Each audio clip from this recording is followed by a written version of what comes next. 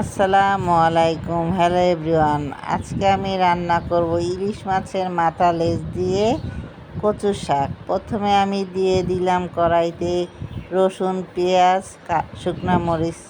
তারপর ভালোভাবে বেজে নিয়ে দিয়ে দিব ইলিশ মাছের মাথা লেজ। তারপর ভালোভাবে কষিয়ে নিব। ভালোভাবে ভাজা হয়ে গেলে আমি একটু ভালোভাবে নেড়ে দিব। তারপর লাড়া হয়ে গেলে দিয়ে দিব হলুদ, মরিচ এবং লবণ। তারপর কিছুটা দিয়ে দিব আদা রসুন বাটা।